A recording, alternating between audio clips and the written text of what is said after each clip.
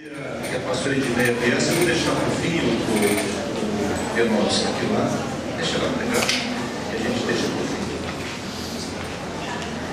Vem a Key.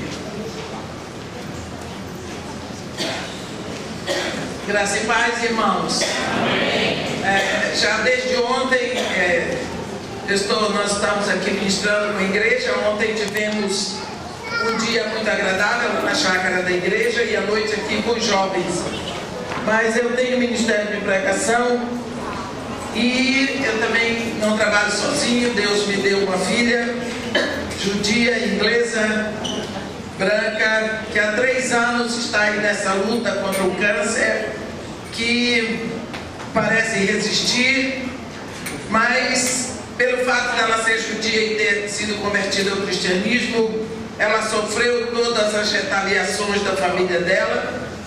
E aí todas as vezes que ela ministra, ela gosta de ministrar também em hebraico.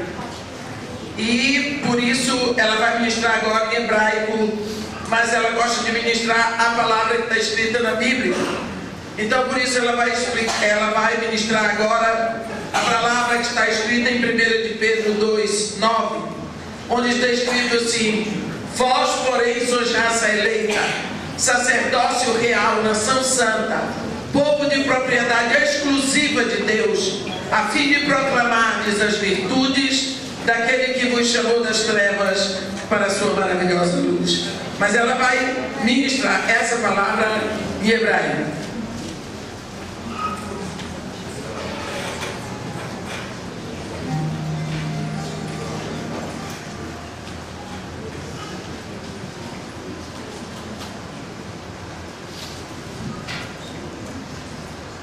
Paz do Senhor. Amém.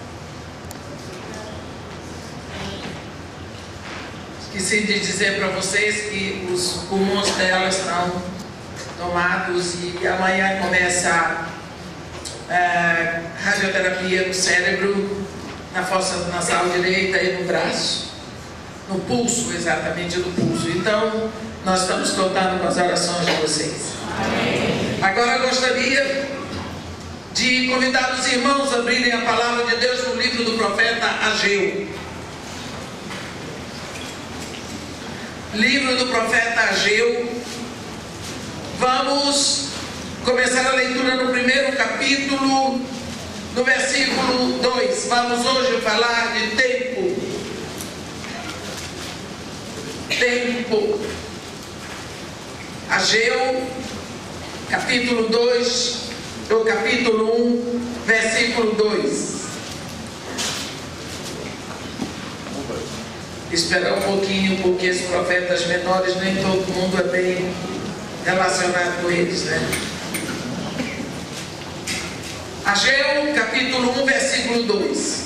Assim fala o Senhor dos Exércitos: este povo diz, não veio ainda o tempo em que a casa do Senhor deve ser edificada. Veio, pois, a palavra do Senhor por intermédio do profeta Ageu, dizendo: acaso é tempo de habitardes vós em casas apaineladas, enquanto esta casa permanece em ruínas? Ora, pois, assim diz o Senhor dos Exércitos: considerai o vosso passado. Tendes semeado muito e recolhido pouco.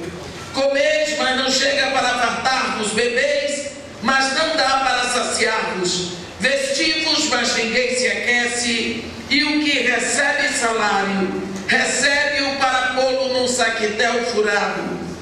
Assim diz o Senhor dos Exércitos: considerai o vosso passado. Subi ao monte, trazei madeira e edificai a casa. Dela me agradarei e serei glorificado, diz o Senhor. Esperaste-o muito, e eis que veio a ser pouco. E esse pouco, quando o trouxeste para casa, eu com o assopro o dissipei. Por quê? Diz o Senhor dos Exércitos: por causa da minha casa, que permanece em ruínas, ao passo que a casa de cada um de vós corre por causa da sua própria casa. Por isso os céus sobre vós retêm o seu orvalho, e a terra os seus frutos. Fiz vir a seca sobre a terra e sobre os montes, sobre o cereal e sobre o vinho, sobre o azeite e sobre a terra, sobre o que a terra produz, como também sobre os homens, sobre os animais e sobre todo o trabalho das mãos. Amém. Esse é o momento em que Israel voltou do cativeiro da Babilônia e voltou de uma experiência nova, porque enquanto no Egito eles trabalhavam amassando barro para fazer tijolos, na Babilônia eles trabalhavam como escravos dos babilônios em casas maravilhosamente construídas e no meio de toda aquela riqueza que fazia parte do Império Babilônico. Então lá eles aprenderam o que são casas bonitas, o que é conforto dentro de casa, e eles aprenderam a sonhar em ter aquelas casas para si.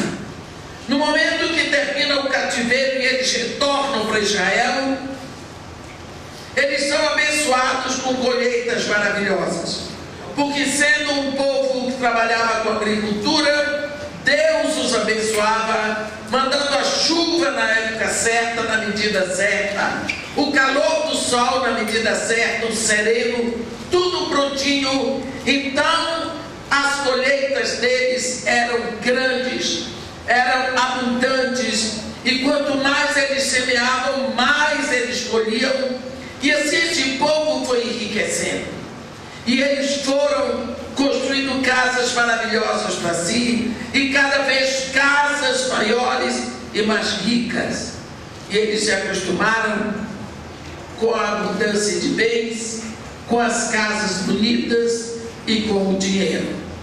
É tão fácil acostumar com a riqueza. É tão fácil que os homens pensam que vão ficar aqui para sempre. Eles deixam de ser peregrinos para serem verdadeiros fugitivos. Eles vão viver aqui para sempre. Pelo menos é o que a atitude deles diz. E quanto mais nós temos, mais nós queremos. Você já viu que quem mais rouba é quem mais tem? O pobre rouba pouco, o rico rouba muito. Todos os dois são ladrões. Eu só estou dizendo. Às vezes a gente diz, mas fulano rouba porque é pobre. Não, ele rouba porque é ladrão. Porque o rico não é pobre, também rouba. Se for ladrão, rouba. Bem, mas a Bíblia diz em Provérbios: a sanguessuga tem 2 filhas, a saber, dá. Vocês viram que o 10º mandamento é sobre a cobiça? Por que será que Deus coloca a cobiça lá no 10º mandamento? Porque a cobiça é a aglomeração de todos os pecados. Aqui esse povo aprendeu que está abençoado. Então eles produzem, enriquecem, e Deus está olhando para eles. Chega um momento que Deus diz: vou chamar a atenção. Aí Deus trabalha no tempo para diminuir a produção. E eles começam a ter dificuldade na colheita. Mas não tem problema, eles esperam a próxima estação. E a colheita começa a não ser tão abundante como era antes. Mas eles estão esperando a próxima estação. E Deus diz: o que vocês produzem já não é suficiente como era antes. Será que vocês não podem dar uma olhadinha e fazer uma comparação de hoje com o passado? E na linguagem do profeta Joel ele diz: considerai o vosso passado. Será que vocês não podem parar para pensar como era e como está e por que mudou? Olha, vocês hoje semeiam muito e colhem pouco. E no passado vocês semeavam pouco e recolhiam muito. O que vocês têm para comer não mata fome. O que vocês têm para beber não sacia sede. O que vocês têm para vestir não aquece. E quando você recebe o salário, é para pôr num saquetel furado, porque não sobra nada. Se você olha bem, seu salário hoje é mais ou menos isso. Está todo dividido, tanto para o plano de saúde, tanto para o condomínio, tanto para o colégio das crianças, tanto para o dentista, tanto para isso, né? No final, o que sobrou é do supermercado. E você já está pensando no próximo final de mês, não é? Agora, ele diz: por que vocês não param e pensam? Por quê? Por que isso está acontecendo com vocês? É por causa do clima? Não. É por causa do tempo? Não. É porque vocês estão correndo para vocês terem casas bonitas, mas a minha casa permanece em ruínas. O templo de Deus permanecia em ruínas e o povo dizia assim: não é tempo de construir o templo de Deus, deixa lá a casa de Deus em ruínas e vamos trabalhar pela nossa. E Deus diz para eles: esse povo diz, não veio ainda o tempo em que a casa do Senhor deve ser edificada. Mas eu pergunto para vocês: então é tempo de vocês viverem em casas apaineladas, enquanto esta minha casa permanece em ruínas? Quer dizer, a sua casa é a sua primazia, vem em primeiro lugar, a minha pode ficar em ruínas. Então, vocês estão sendo disciplinados e nem entenderam.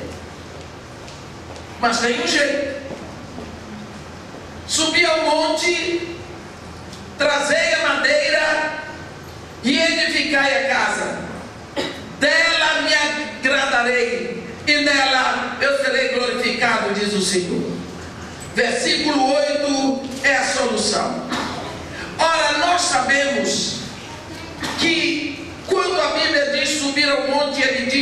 Tira um tempo para ficar a sós e pensar. Suba ao monte significa vá ficar sozinho. Vá pensar. Vá fazer um levantamento da sua vida. Vá ver o que está acontecendo. Veja como você está em relação a mim. Considere a sua casa com a minha casa. Mas quando você descer do monte, traga a madeira. E Deus diz: e edifique a minha casa.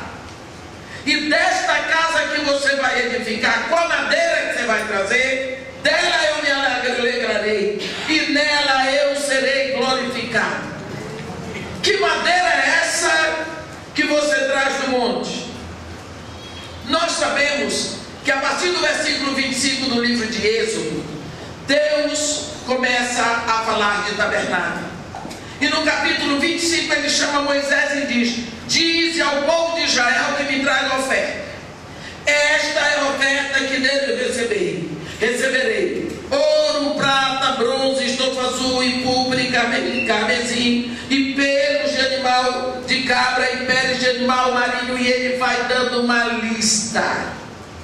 E no final dele ele diz: e me construirão um tabernáculo, para que eu possa habitar no meio deles.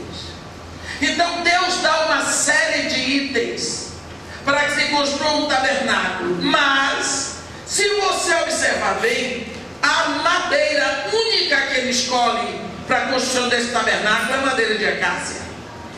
Eles estavam na península do Sinai.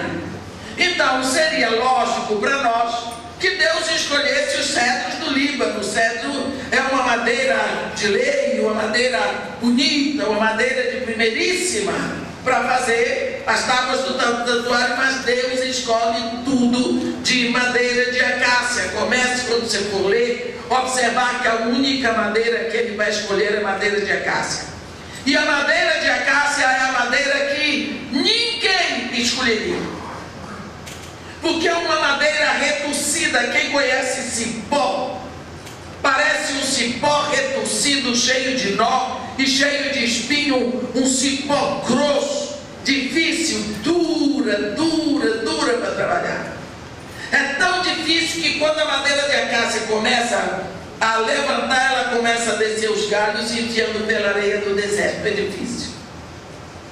Deus deu o dom especial do Espírito a dois artesãos, Bezalel e Aholiabe, para eles trabalharem a madeira de acácia, de tão difícil que ela é. Mas vamos pensar que Bezalel e Aholiabe vão começar a trabalhar a madeira de acácia, preparar para fazer mesas, para fazer varais, para fazer tábuas. Porque algumas tábuas, depois de prontas, eram forradas com ouro, outras eram forradas com prata, outras eram forradas com bronze.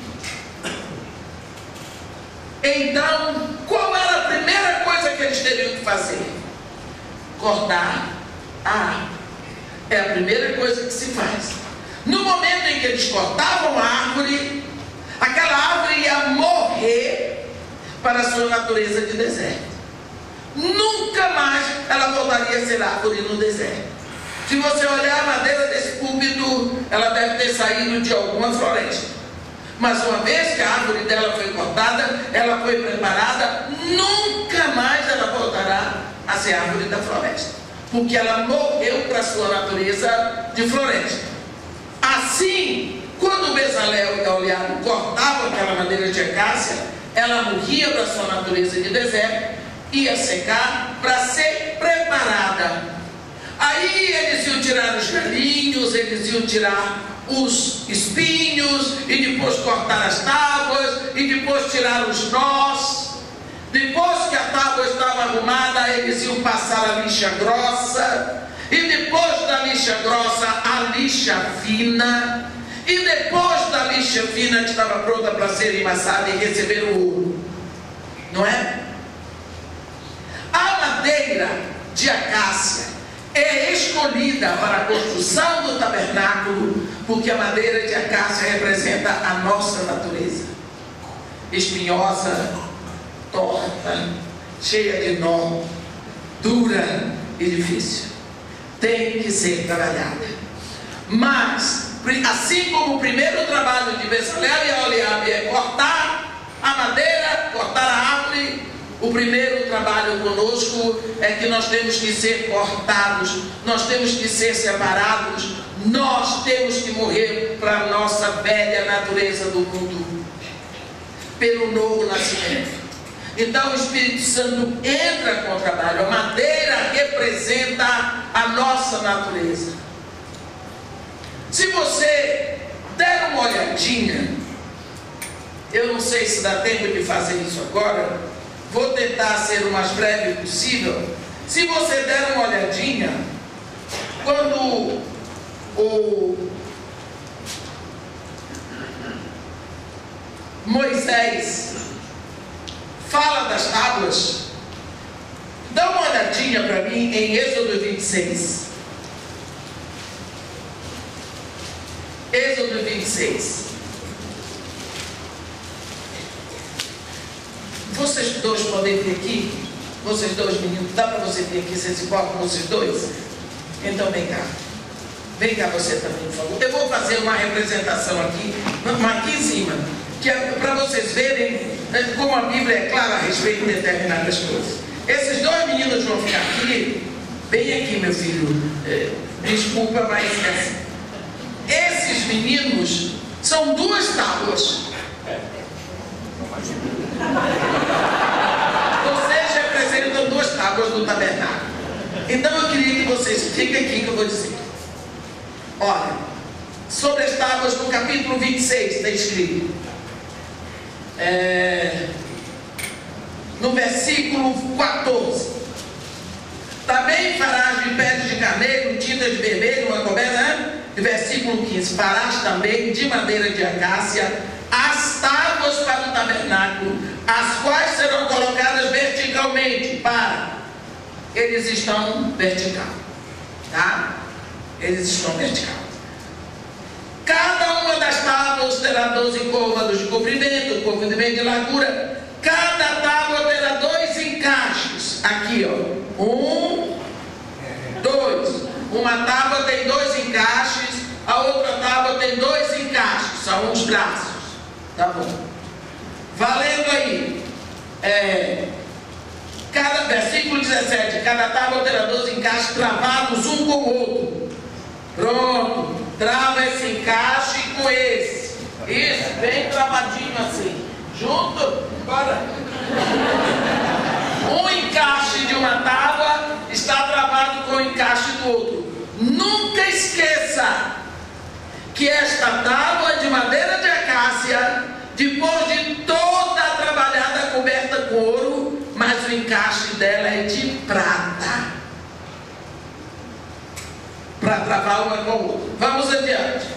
No versículo 18: no preparar das tábuas para o tabernáculo, farás 20 delas para o sul, farás também 40 bases de prata, debaixo das 20 tábuas. Então cada tábua tem quantas bases de prata?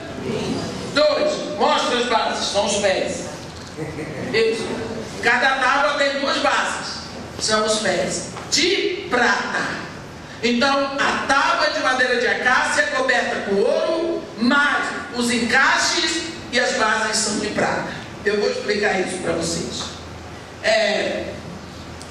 2 bases debaixo de uma tábua para os seus 12 encaixes e 2 bases debaixo da outra para os seus 12 encaixes. Também haverá 20 tábuas ao outro lado do tabernáculo, e assim ele vai falando. Deixa eu explicar rápido aqui. Esta tábua, depois de muito trabalho, já tiraram dela todos os nós, todos os espinhos. Ela está uma tábua na medida certa. Agora ela já foi lixada com lixa grossa e depois com lixa fina, e ela já recebeu ouro. Então agora é colocado, ela recebe os 2 encaixes para encaixar o encaixe de uma com a outra. E em cada tábua tem duas bases de prata. Vocês entenderam isso? Não vão esquecer? Muito obrigado, pode descer. Para vocês entenderem que a Bíblia aqui está falando de nós. O ouro na Bíblia significa divindade. Quando nenhuma tábua pode receber o ouro da glória de Deus, se não tiver sido cortada, preparada, os seus nós têm que ser tirados, os seus espinhos também. Depois que tudo isso é feito, vem a lixa. Ela vai ser lixada. E lixa dói. Lixa dói. Por isso vem o Senhor Jesus e diz: ama o teu inimigo. Ele está te lixando.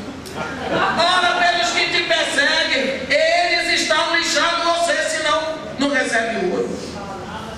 Depois da lixa grossa, tem a lixa fina. Os marceneiros dizem que é pior. Pode ser lá uma sogra, um filho, uma ovelha, um vizinho, o chefe. São lixas que vêm.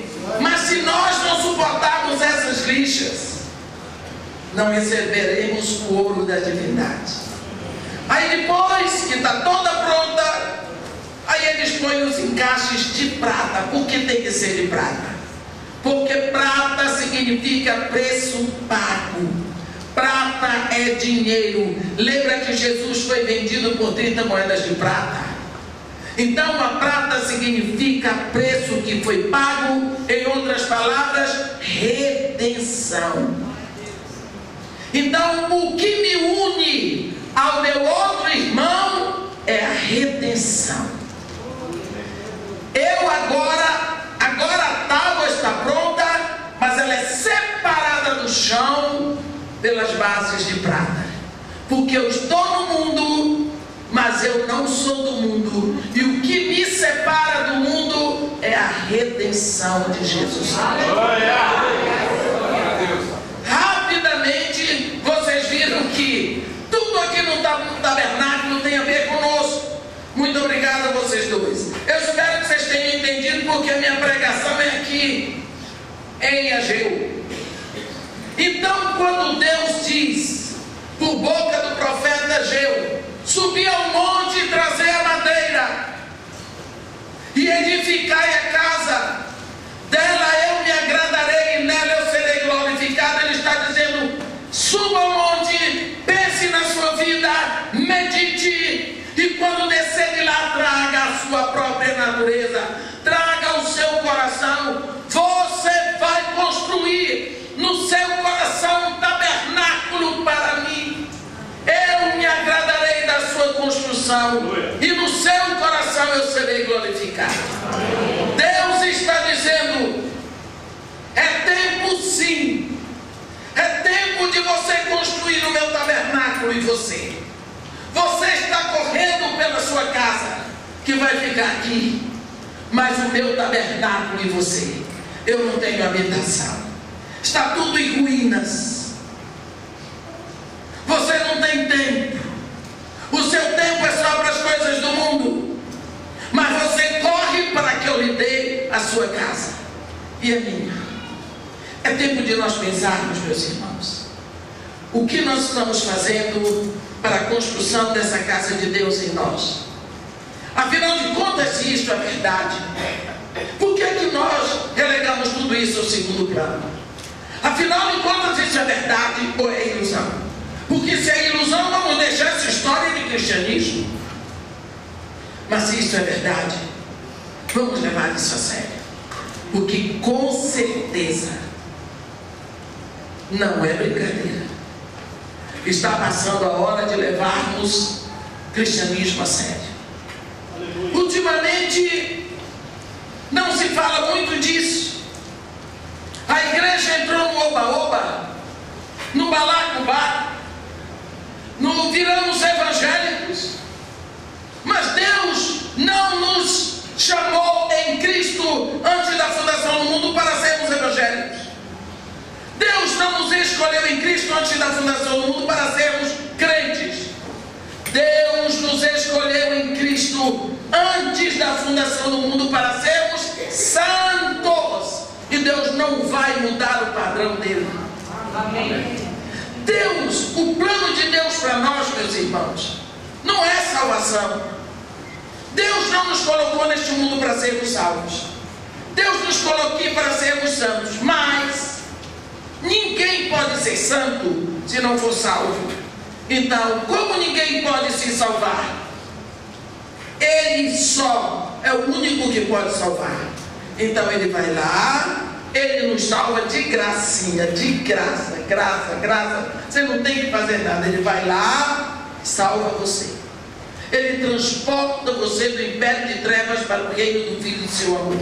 Agora, salvo, ele lhe dá o Espírito Santo, que com você vai entrar no processo de santificação. Quando nós olhamos Romanos 8, 29, Paulo escreve ali assim: e àqueles que de antemão conheceu, a esses também os predestinou para serem conformes à imagem de seu Filho. Sabe por quê? Porque Deus quer que cada filho seja exatamente como Jesus. Mas como é que vai acontecer isso? Preste atenção. Se eu disser, vamos erigir aqui na igreja um busto do pai do Pianovski, e existem vários escultores, então eu chamo o escultor e diz assim: mas eu não posso, eu não conheci o pai do Pianovski. O único escultor aqui que conhece o pai do Pianovski, que conheceu, é o Pianovski, ele é escultor. Eu digo: então tá bom, Pianovski, vamos aqui fazer um trabalho para fazer um busto, a estátua do seu pai. Então nós damos a ele uma boa madeira, um bloco vamos fazer de alabastro, para levantar a moral dele, de alabastro. Então o Pianovski vai pegar o martelinho dele, a talhadeira, as lixas, e ele senta na frente daquele bloco com a cadeirinha dele, e ele começa a martelar aquele bloco. Quando ele começa a quebrar o bloco, todo mundo diz: "Ih, não vai sair nada."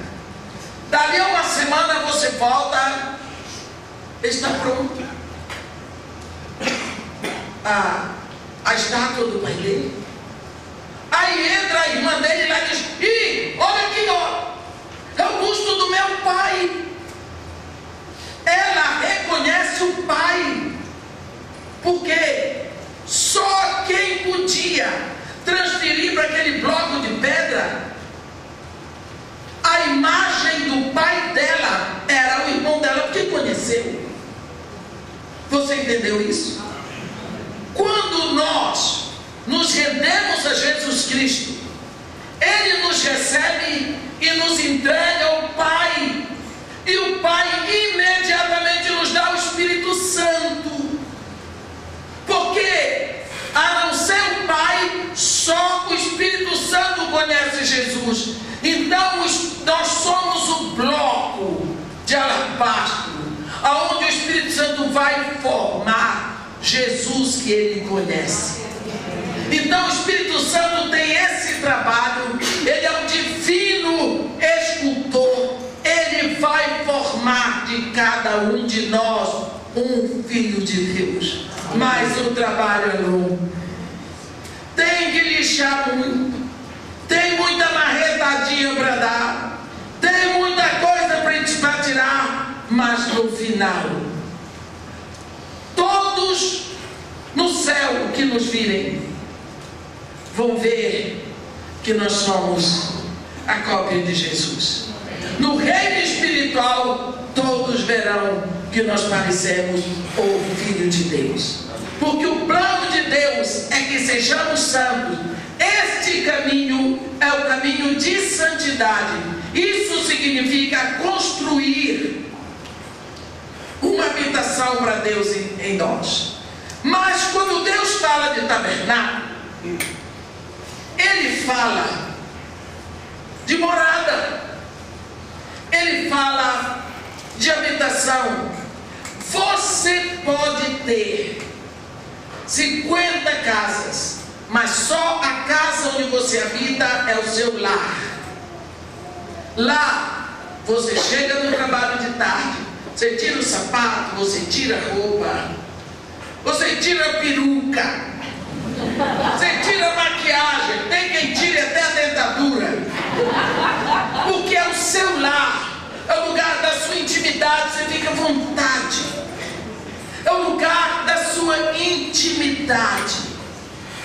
Quando Deus fala, subir ao monte, trazer a madeira, traga o seu coração e construa a minha casa, dela eu me agradarei e nela serei glorificado. Ele está falando de uma intimidade, de um relacionamento íntimo que Ele quer conosco. Ele quer a sua intimidade. Deus moveu os céus e a terra para que essa intimidade nossa fosse restaurada com Ele, porque Ele nos criou para Ele. Deus nos criou para termos relacionamento contínuo, profundo, constante, inteiro com Ele. E Deus não abriu mão disso e nem vai abrir. Então é preciso que esse relacionamento seja construído. Mas como é que você constrói relacionamento sem gastar tempo com a pessoa para ter conhecimento? Como você quer construir um relacionamento com Deus sem gastar tempo com Deus? Ora, você namora 2, 3 anos para conhecer e depois que casa ainda briga. Como você quer construir um relacionamento com Deus se você não tem tempo para gastar com Deus? Você tem tempo para todas as coisas, mas você não tem tempo para gastar com Deus. Você não constrói tabernáculo nenhum para Ele assim. Você não constrói nenhuma morada para Ele no seu coração, porque você não tem tempo. Mas às vezes você está deixando para depois. Você diz, depois eu vou ter tempo, depois que eu me aposentar, porque agora não é o tempo. Cuidado, porque esse povo que veio da Babilônia, eles diziam, ainda não é o tempo em que a casa de Deus deve ser construída. Deus diz, ou vocês acham que é tempo para vocês morarem em casas apaneladas? Mas a minha casa é o tempo de permanecer em ruínas. Deus já tinha começado a cobrar.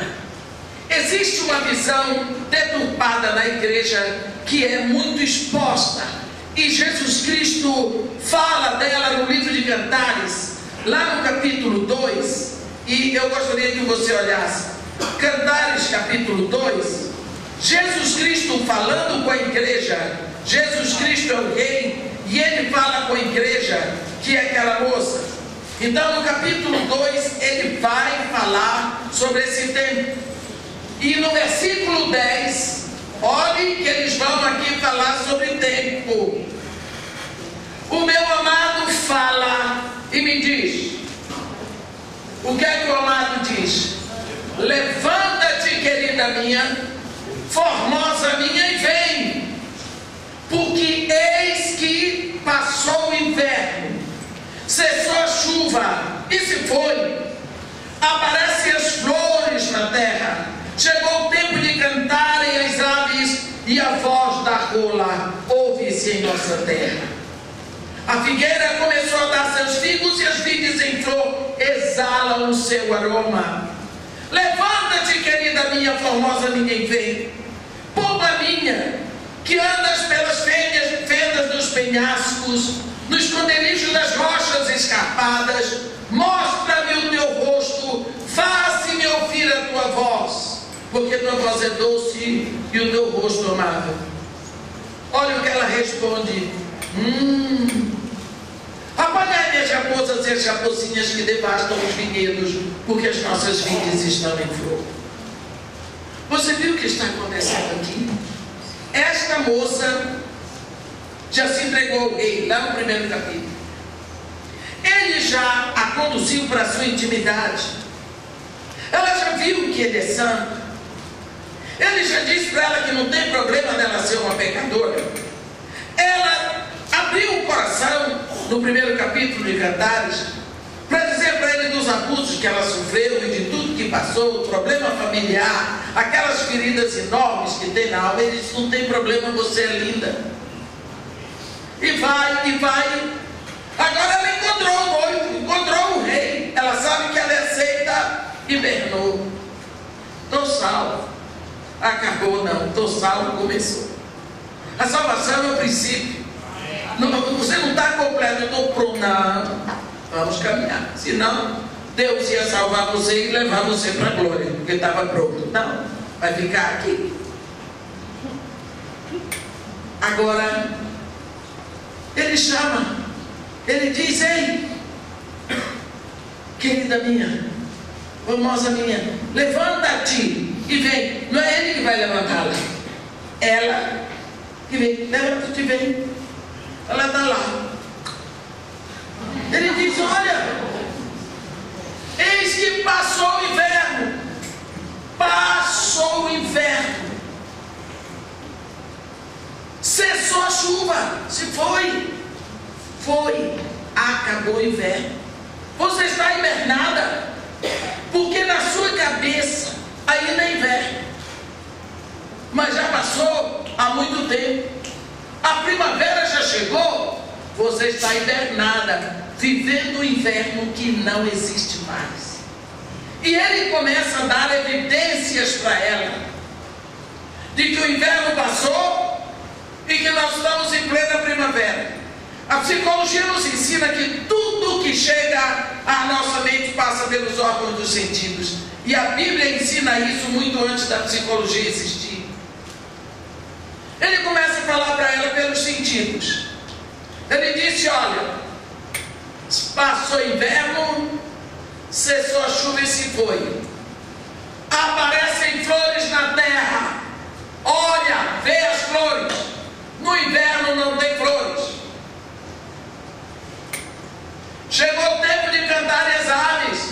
Não é mais inverno. Por isso, acerta o ouvido. Ouviu? Ouve-se o canto da rola em nossa terra. Viu que a rola está cantando? Tô. Então não é mais inverno. Agora olha mais. Viu que a figueira começou a dar figos? Não é inverno. Agora cheira. Você viu? As vides em flor exalam o seu aroma. Então não é inverno. Então não é tempo de ficar hibernada. Levanta-te, querida minha, formosa minha, e vem. Pomba minha que andas pelas fendas dos penhascos, no esconderijo das rochas escarpadas, mostra-me o teu rosto. Eu quero ouvir a tua voz, porque a tua voz é doce, o teu olhar e o teu rosto amável. Agora, essa moça, que é a igreja, não tem mais desculpa para ficar hibernada, porque não é mais inverno. Está claro e evidente que é primavera. E se o inverno não esperou por ela, a primavera também não vai esperar. O tempo vai e não espera. Não é? E não espera. Então, ela muito preguiçosa. Ela precisa de uma desculpa para continuar uma igreja domingueira, que só vai à igreja no domingo. Uma igreja que de crente só tem o nome. E que vive na mania de que está tudo bem. Não está. Porque a casa de Deus continua em ruínas. E Deus não é mendigo. E Deus disse que não entrega a glória dele para ninguém. E ela agora que quer ficar deitada, ela diz: ah, então se é primavera, tem perigo. Então, apanhai minha chapuça raposas e as raposinhas que devastam os vinhedos que as nossas vides estão em flor. Agora tem outro problema. Tem as raposas e as raposinhas. Ela procura sempre uma desculpa para não mostrar o seu rosto, para não se levantar e seguir. Ela procura enganar-se. Ela procura desculpas e a mente dela fabrica as desculpas. É o que nós estamos vendo hoje. Nós vemos uma igreja escondida, uma igreja balofa, templos cheios, mas cadê o testemunho? Outro dia eu estava lendo que o Rio de Janeiro tem 70% da sua população é evangélica. Eu disse o quê? Eu disse então deve ser evangélico. Porque um lugar onde aumenta a prostituição, o roubo, a violência, como é que tem maioria de... Não é de filho de Deus, é só evangélico, né? É só uma população evangélica. Quando eu entrei no Morro Dona Marta, era a maior população, maior concentração de centro de macumbas, 1990. E era a favela mais violenta do Rio. Entrei em 1990, nem polícia subia lá. Comecei o trabalho. 2002, acabou o último centro de macumba. 2004, o Morro Dona Marta foi retirado da lista de favelas violentas. 2008 recebeu o título de modelo para todas as favelas. E aí a Globo quis saber o que as redes sociais, que é isso que o governo do Rio de Janeiro encontrou. O pote de ouro. Como se resolve o problema das favelas? Porque botou a primeira UPP no Morro de Dona Marta. Não teve uma prisão, não teve uma gota de sangue, não teve um tiro. Eu estava lá na hora. Foi só chegar lá, inaugurar o UPP. O governador subiu, tinha mandado construir um campinho de futebol, jogou futebol com as crianças e está instalado a UPP. Eu nem sabia o que era aquilo. E pronto, o Estado assumiu a favela. Deram ao Morro Dona Marta o título de modelo para todas as favelas. Vem a mídia e faz uma pesquisa e descobre que no Morro Dona Marta 83% da população é evangélica. Aí tem aquele negócio todo e descobrem a casa de Marimata. Eu tive que falar 3 vezes por dia nos jornais da Globo, rapidinho, só aquela hora que acabou. Afinal de contas, eu sou evangélica, né? Então, descobriram esses 83%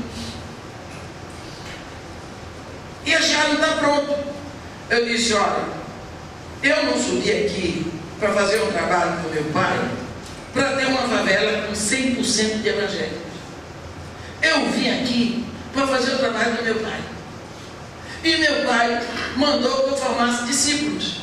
E discípulo de Jesus Cristo é santo. Aqui nesta favela, as moças evangélicas, elas engravidam sem casar.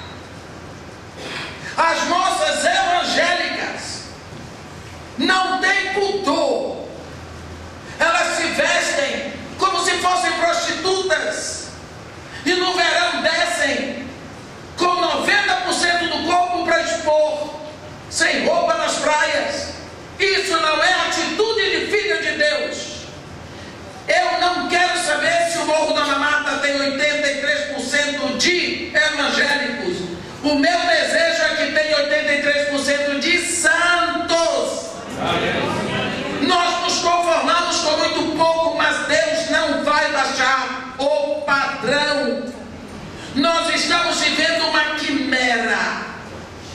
Uma quimera. Deus não vai mudar de opinião. Ou santidade ou nada. O Espírito que Ele nos dá é, acima de tudo, santo. Deus quer de nós santidade. E por isso que Ele quer a construção desse tabernáculo. Esse tabernáculo para a vida dele em nós. É um tabernáculo de intimidade, de santidade conosco. Mas nós estamos deixando para depois. Quem disse que vai ter depois? Quem disse que vai ter depois? Lembra quando Esdras, no tempo de Esdras, quando foi construído, quando foram lançadas as bases do templo, lá em Esdras 3, você vê isso aí.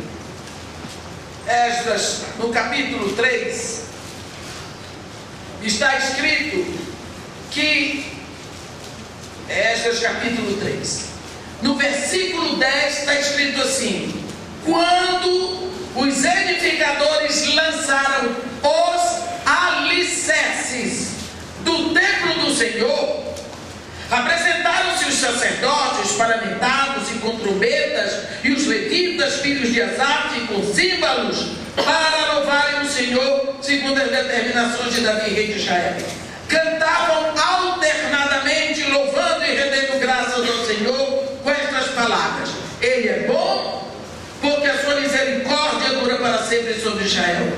E todo o povo jubilou, com altas vozes, louvando ao Senhor por se terem lançado os alicerces de sua casa. Porém, muitos dos sacerdotes e levitas e cabeças de famílias já idosos, que viram a primeira casa, choraram em alta voz quando à sua vista foram lançados os alicerces desta casa. Muitos, no entanto, levantaram as vozes com gritos de alegria, de maneira que não se podiam discernir as vozes de alegria das vozes do choro do povo, pois o povo jubilava com tão grandes gritos que as vozes se ouviram de muito longe. Preste atenção, não tinha templo, o templo tinha sido completamente destruído. Agora eles vão lançar os alicerces, e quando eles lançam os alicerces, misericórdia, eles vão fazer uma festa que você acha a inauguração do templo. Quando os edificadores lançavam os alicerces eram só os alicerces, era só alicerce, não tinha nada, não tinha uma parede construída, era só alicerce. Os sacerdotes vieram paramentados, os levitas com instrumento, e gritavam de alegria e louvavam, porque era só o alicerce. Mas se o alicerce está certo, a casa vai ser construída certo. Se o alicerce é do Senhor, a casa é para o Senhor, o louvor é para o Senhor. Por que é que aqueles sacerdotes e levitas idosos choravam quando viram os alicerces, mas os outros que não viram a casa antiga não choravam, só gritavam de alegria por esses alicerces? Os velhos lembravam da casa antiga, da beleza, do esplendor, da maravilha, choravam de saudade. Mas esses aqui não têm saudade, não viram nada. Sabe por quê? Quando você entrou aqui, você não pensou aí, será que esse templo aqui tem alicerce que presta? Será que isso aqui não vai cair? Você nunca entra num lugar esperando, será que calcularam bem esse alicerce? Você nunca se pergunta se aquele lugar é seguro, não é? Será que está bem calculado? Será que isso aqui não vai ruir? Você compra um apartamento e não sabe se vai cair, porque você não se preocupa com alicerce. Você sabe que esse é o mal nosso, não prestamos atenção em alicerce. Mas Jesus Cristo fala de alicerce. Ele fala de dois homens que constroem duas casas, e um vai morrer dentro da casa por causa de problema de alicerce. Então os dois homens, cada um dentro da sua casa, casa bonita, bem construída, maravilha, começa a chover, chove na cabeceira do rio, o rio sobe, começa a bater na casa, o vento vem, daqui a pouco uma casa é levada pela correnteza do rio, pelo vento, a outra continua. O problema onde? No alicerce. Uma era construída sobre a areia e a outra sobre a rocha.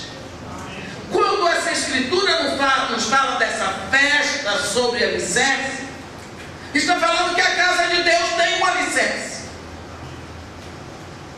E que nós devemos festejar o alicerce. Porque se o alicerce é para Deus, a casa será para Deus. Tem uma coisa bonita que a gente vê lá no capítulo 15 de Lucas, quando Jesus Cristo fala sobre perdão e pecador. Ele diz: festa no céu diante dos anjos de Deus. Ele não está dizendo que há festa no céu, que os anjos de Deus fazem festa. Ele diz: há muito mais festa no céu diante dos anjos de Deus por um pecador que se arrepende. Ora, se a festa é diante dos anjos, quem é que faz a festa? É o próprio Deus. Você já pensou Deus fazendo uma festa lá? Porque você na terra se arrependeu? Por quê? Porque o arrependimento é a base. Se você vem para Jesus e verdadeiramente se arrepende, você vai construir uma casa para Deus.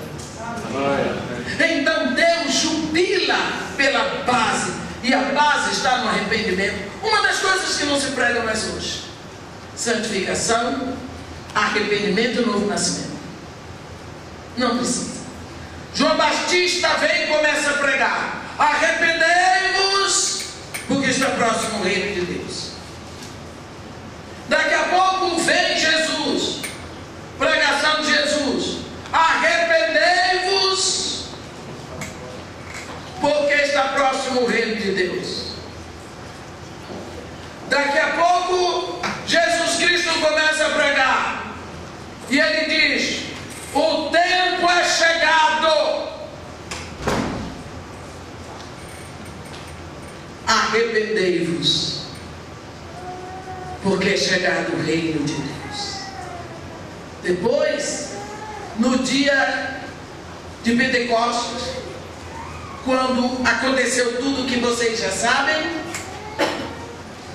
Pedro prega para explicar o que estava acontecendo, e o povo, perplexo, tomando conhecimento do que aconteceu, diz: e agora? O que faremos? Diante de tudo isso, ele morreu, nós o crucificamos. Como podemos resolver essa situação? Como podemos reverter tudo isso? O que é que nós vamos fazer? O que faremos? Qual a solução? E ele diz: arrependei-vos. Arrependei-vos.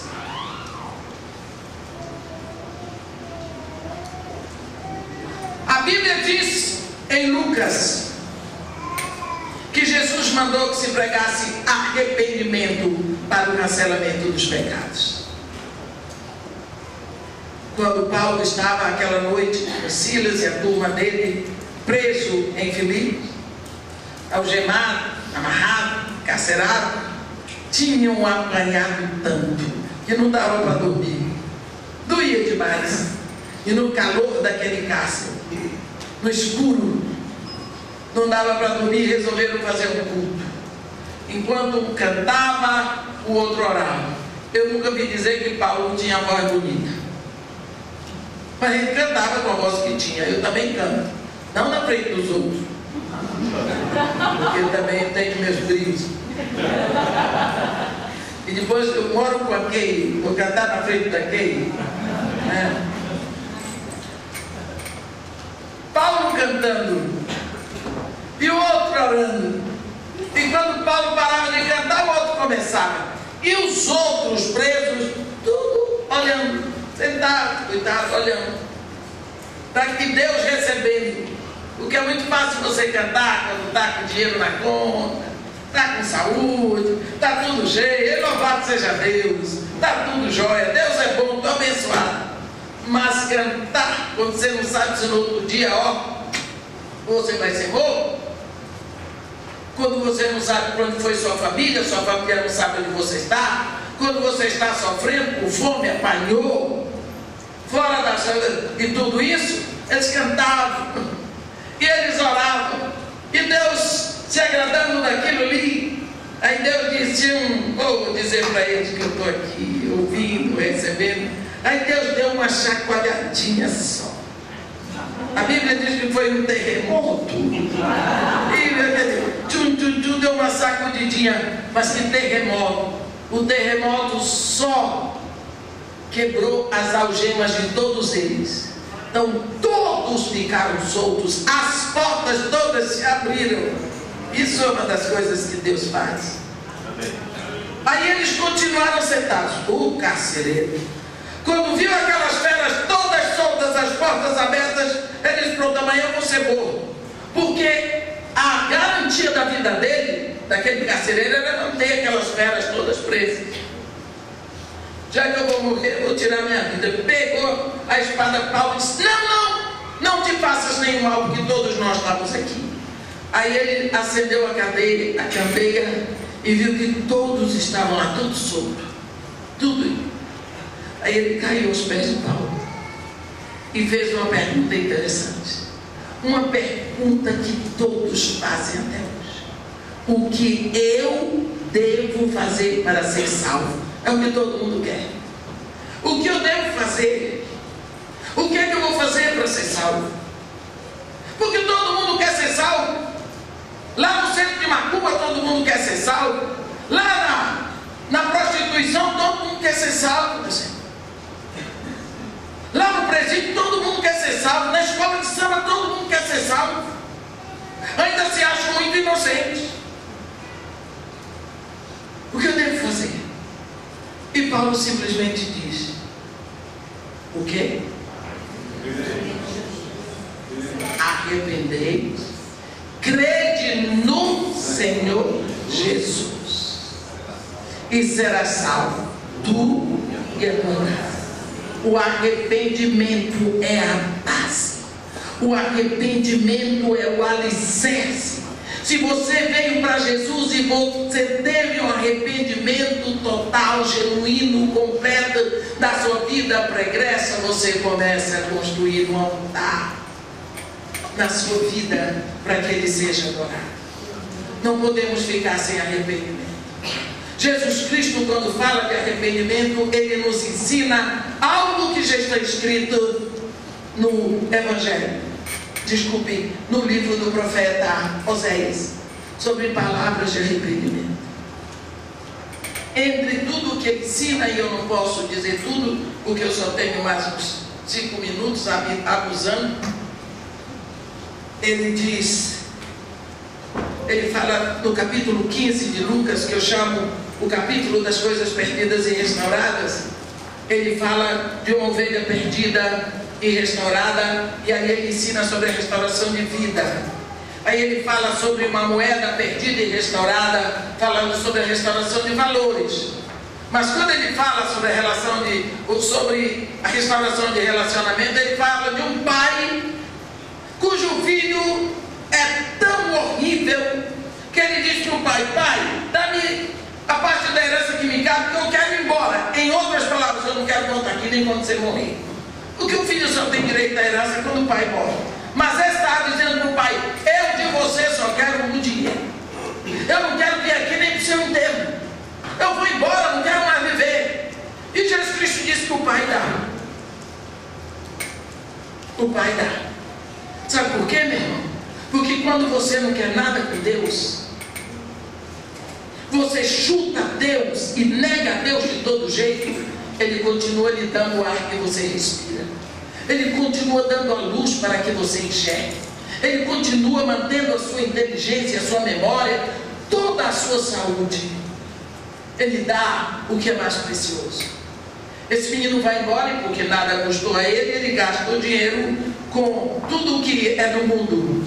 Mas ele esqueceu que onde você tira e não põe, vai faltar, e isso aconteceu. E quando acabou o dinheiro, e acaba logo, ele também não tinha amigos. Porque tem um ditado lá no norte assim: amigos são quase sempre como aves de arribação. Faz bom tempo eles vêm, faz mau tempo eles vão. E foi isso que aconteceu. Os amigos desapareceram, mas sobre Jesus Cristo diz que esse moço se agregou a um dos homens daquele lugar, e esse homem criava porcos. Arranjou emprego para ele, para o rapaz, babá de porco. Ele foi trabalhar no chiqueiro, mas ele não tinha direito à comida nem dos porcos, e ele começou a desejar a comida dos porcos. Você entendeu o que é isso? A comida real para o homem, para saciar a fome do homem, é pão. A comida que sacia a fome do porco é babugem de porco naquela época.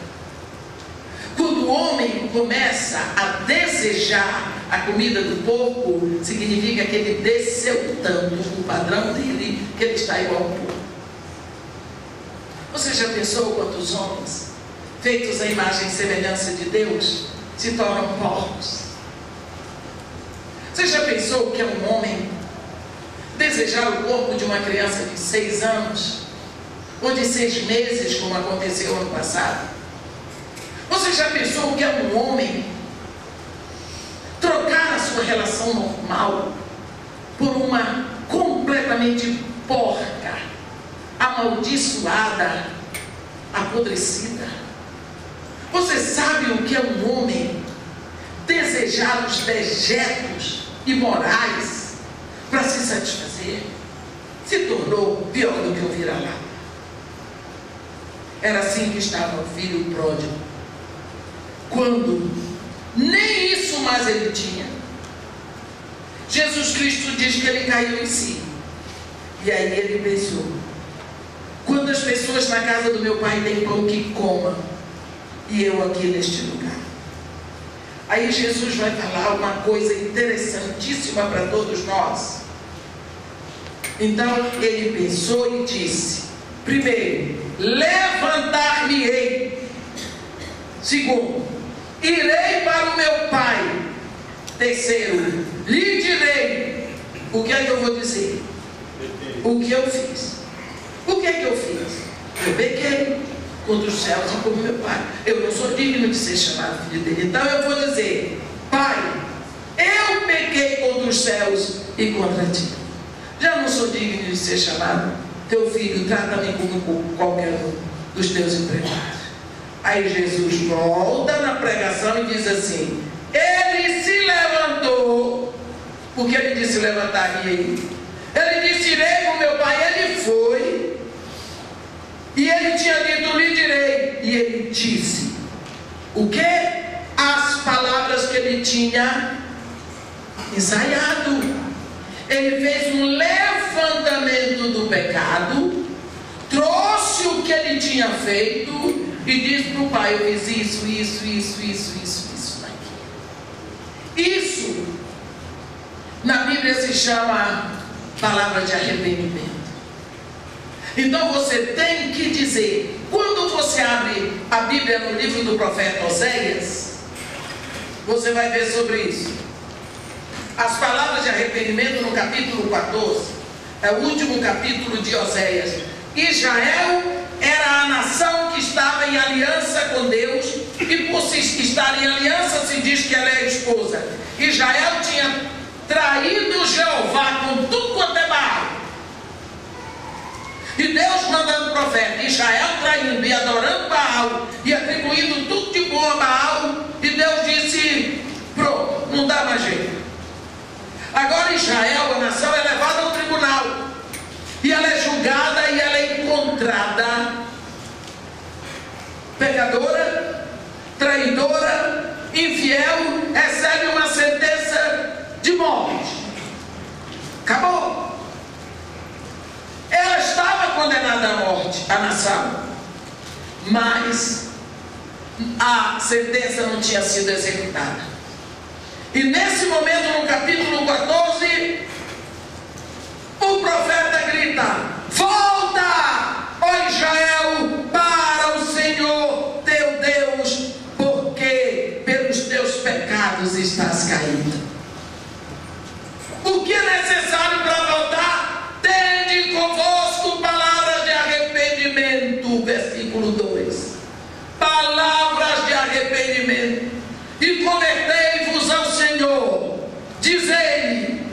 que é que ela vai dizer? Que ela não vai mais fazer o que ela fez. Deixa eu dizer para vocês, antes de nós vermos o que ela vai dizer. Israel abandonou a Deus. Naquela época, uma aliança com a Síria era muito mais vantajosa, porque a Síria de Assurbanipal era o grande país dos cavalos, era a maior cavalaria da África. Então Israel não queria mais ajuda de Deus. Diz: vamos pedir ajuda para a Síria, porque para lá iremos montados em cavalos, e depois nós temos os nossos deusezinhos, nós fabricamos muitos deuses, e eles vão nos ajudar. Era assim que eles viviam. Agora, olha as palavras de arrependimento. Versículo 2: tende convosco palavras de arrependimento e convertei-vos ao Senhor. Diz ele: perdoa toda iniquidade, aceita o que é bom, e em vez de novilhos, os sacrifícios dos nossos lábios. A Síria já não nos salvará.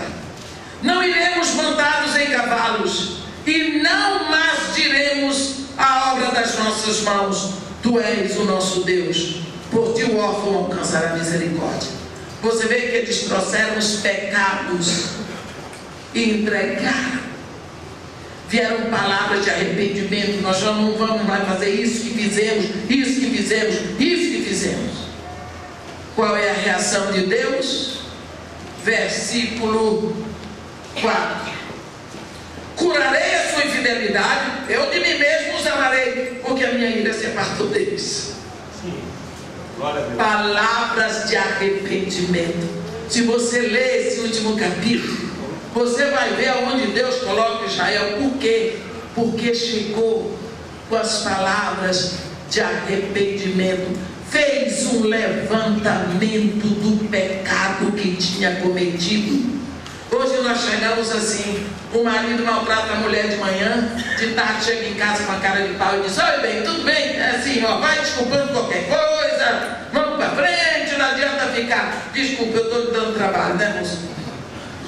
Eu não posso ser filmado, eu só concordo para mim. Desculpa aí, mas então diz assim: valeu. Não, você ofendeu. Você disse palavras que ofenderam. Você humilhou.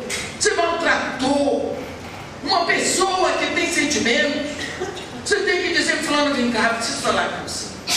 Eu lhe maltratei de manhã, eu gritei com você, levantei minha voz, quero lhe pedir perdão, porque eu disse isso para você, e nada disso é verdade, porque você não merece isso. Eu menti. Você não tem culpa de eu ser mal educada. Não é pelo fato de você ter casado comigo que eu posso dizer para você todos os meus achaques. Me perdoe. Você tem que fazer um levantamento da ofensa, porque senão você continua fazendo. Tem mulheres que aceitam isso e dizem: ah, deixa para lá para não ter confusão. O quê? Vai piorar. O monstro vai crescer. Vai chegar uma hora que, se um dia você reclamar: qual é a sua agora? Sempre bebeu desse caldo, agora não quer mais. Qual é o problema? Porque não teve palavra de arrependimento. Se não tem palavra de arrependimento, se você não comunica o pecado que cometeu, é porque você nem tem consciência dele. Então aquela luz não entrou lá no lugar certo. O arrependimento é a base, é o alicerce para a construção de um templo. O alicerce segura o templo. O arrependimento é que segura o seu relacionamento com Deus. Se a sua conversão começou e você não teve arrependimento, você pode saber porque possivelmente o seu relacionamento com Deus está deixando a desejar. É tempo de vocês viverem em casas apaneladas enquanto o templo de Deus em você está em ruínas. Será que para você ainda não é tempo de começar esse relacionamento? Você pensa que é inverno, mas Deus está dizendo que já é primavera. Primavera leva você para o outono, que é a estação de colheita. Verão e depois outono, que é a estação de colheita. Do verão, porque aqui é diferente. No verão é que você colhe. Então, já estava indo para a estação de colheita, a mulher estava no inverno, nem tinha plantado. Nem tinha plantado. Porque estava enganada quanto ao tempo. Será que nós estamos hoje esperando o quê, meus irmãos?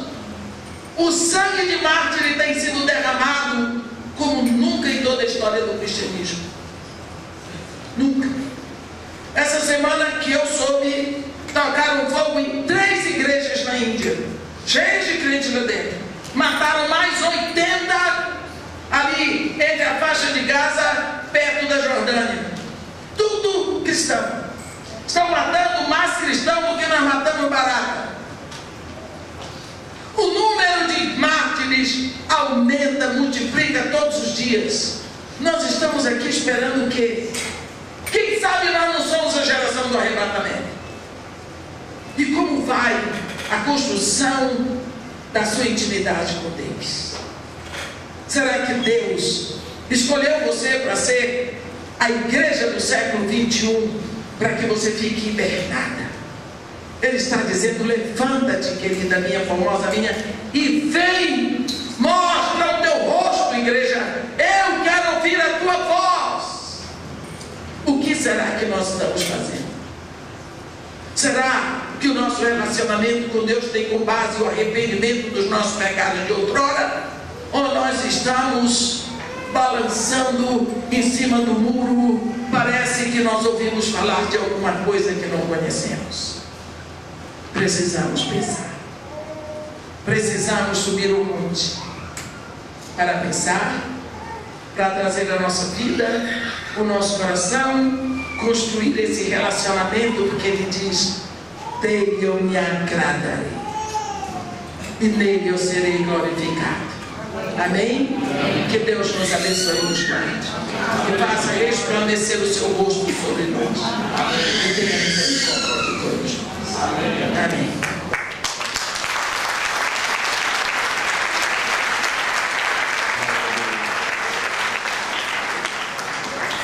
Glória a Jesus. Ficar em pé, beleza? Posso entender a mensagem? Feche os seus olhos, então. Coloque a mão no teu coração. É um momento de reflexão. Estava lendo a Veja de hoje, nesse final de semana.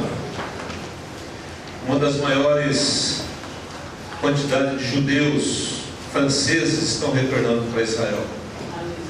Aconteceu no ano passado, 2014.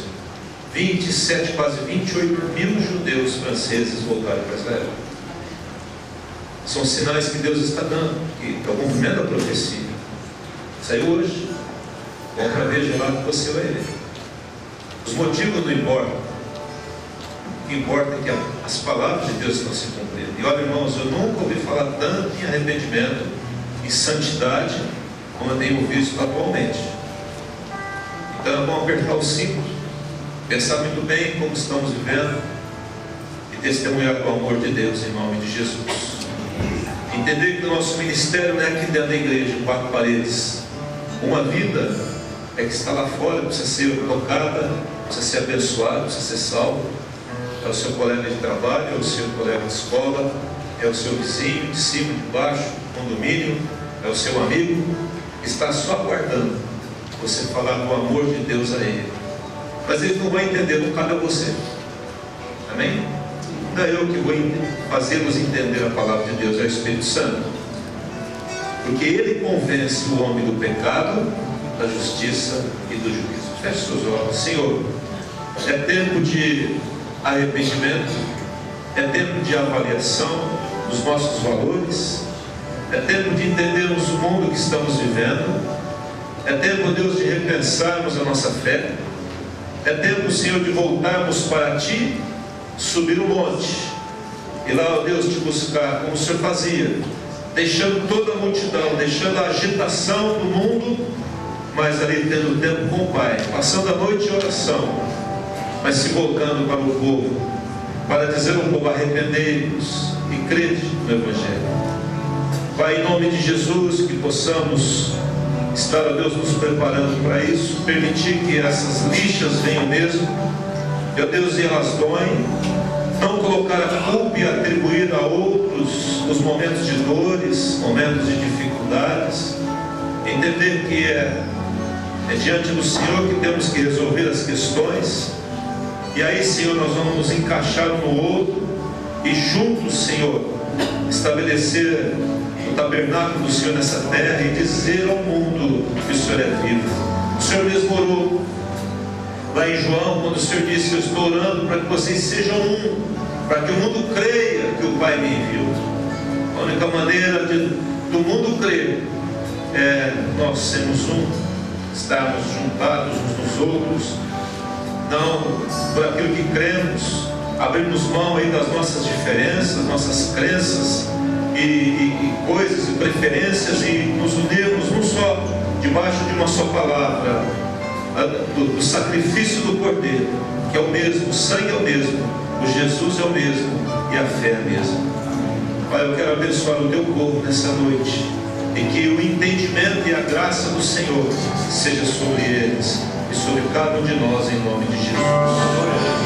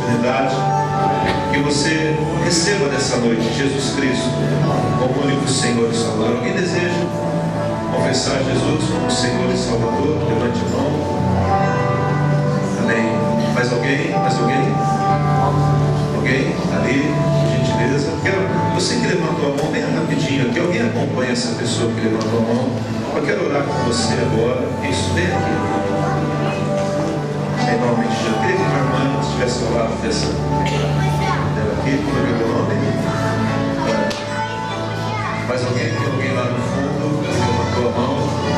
Pode vir aqui correndo.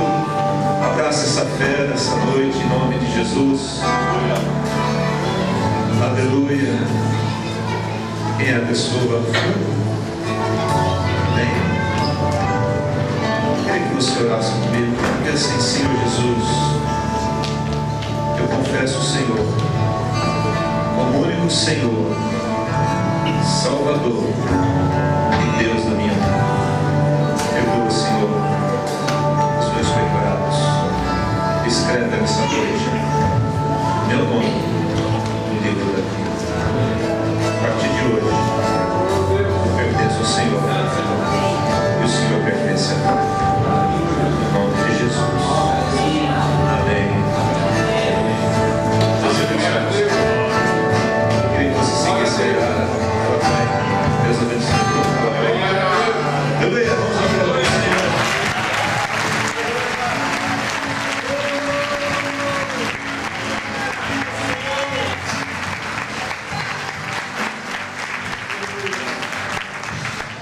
Diga assim: a minha vida te pertence, Senhor. Eu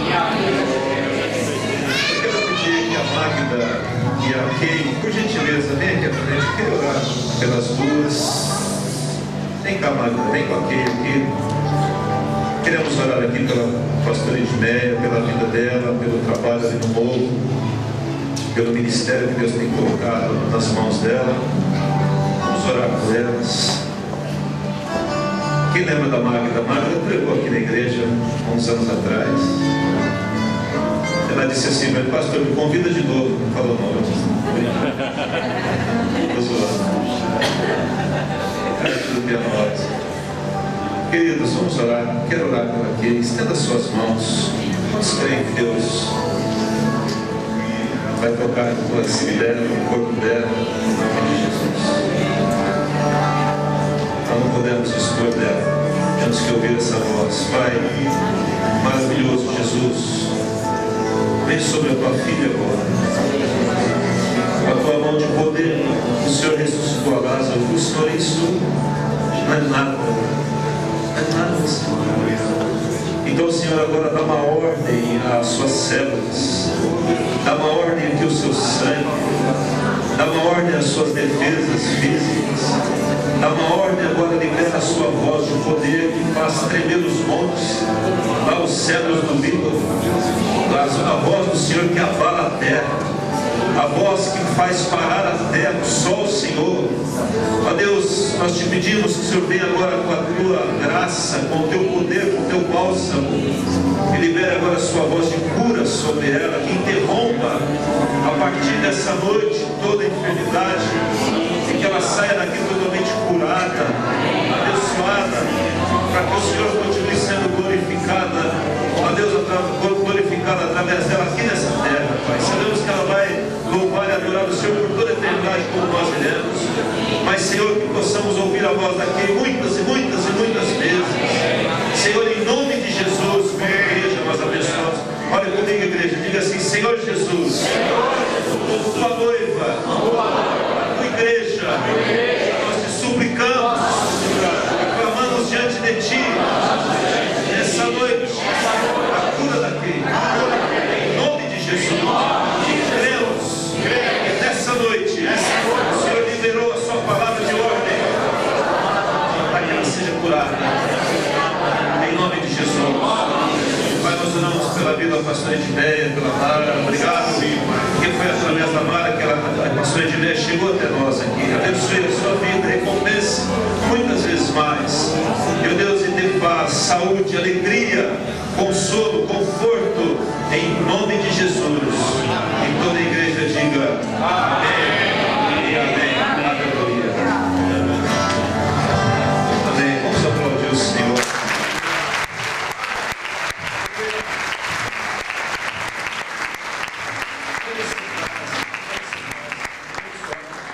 O João vai falar rapidamente aqui sobre o projeto lá, Maria e Marta, né? Amém. O pastor pediu pregar mais 2 horas. Mas Deus é bom mesmo, é maravilhoso ver. E vocês escutaram a nossa irmã Edmeia falar do projeto Maria e Marta. Eu não sei se nós podemos tocar todo o vídeo por causa do tempo, Mas quem sabe vai tocando sem som aí, só para o pessoal olhar, e eu vou falando um pouquinho aí. Ali a Helena Tanuri está falando, ela tem um projeto no Rio que começou em 1990, como ela falou.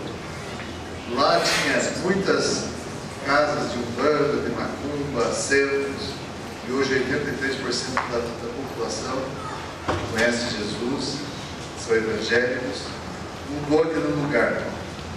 Ela cuida de quase 150 crianças, todos os anos, dando comida, roupa, escola e principalmente educação cristã. Desses 25 anos que ela está lá, muitas já hoje adultas, formadas, muitos pastores, já não é, pastora? Sim.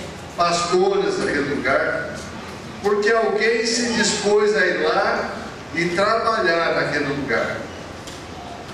Às vezes nós não temos tempo, não temos condições de ir, mas nós temos condições de ajudar. Então, a pastora Edmeia, quando ela sai falar nos locais, veio hoje com a Kay, ela vem porque ela dedica as ofertas que ela recebe para esse trabalho. Porque esse trabalho não recebe um tostão do governo. Nada, nunca recebeu. Só são colaborações de pessoas como você e eu que podem ajudar. Então, se nós não podemos ir no monte, se nós não podemos ir lá naquele lugar ser luz e transformar aquelas vidas, ela está indo. Então ela precisa da ajuda dos irmãos. E aqueles que sentirem no coração o desejo de ajudar, para que ela continue com esse trabalho, ela vai continuar com esse trabalho. E mais vidas vão ser abençoadas. E mais pessoas sairão dali conhecendo Jesus. E creio que muitos estão em outros lugares, em outros morros, em outros montes, que saíram dali porque tiveram uma experiência. Então, essas crianças que estão vendo, estão sendo modificadas, transformadas, porque alguém as ama. Aquele povo foi transformado. E outros povos podem ser transformados assim. Mas esse especial, ela está precisando de ajuda. Se eles puderem colocar, tem algumas contas que aqueles que quiserem, tiveram no coração, Deus colocar o desejo de ajudar, que depositem o valor que Deus colocar no coração. Se você puder depositar vários meses, uma quantia X, nem que seja pequena, mas aquilo vai ajudar a eles, para aquele trabalho que nós temos. É maravilhoso esse trabalho. E ela também trouxe alguns CDs e DVDs para nós nos aproximarmos de Deus na atividade. Minha esposa e eu faz mais ou menos, não sei, 6 meses, 7, que nós resolvemos toda noite escutar uma pregação. Toda noite nós fazemos isso. Então, quem sabe aqueles que não têm essa experiência ainda, comecem com as pregações dela. Quem gostou está lá atrás. Se nós pudéssemos limpar aquela mesa, se não sobrasse nada, porque isso aí não é para comprar um carro novo, um avião, um navio, nada disso. Um barquinho para barco, nada disso. É para que ela possa manter a casa de Maria e Marta. Então, aqueles que podem ajudar, ajudem, porque isso é uma obra do Senhor. É o sangue de Jesus que está chegando lá e limpando aquele lugar. E é isso que nós estamos fazendo. Deus abençoe a todos. Amém.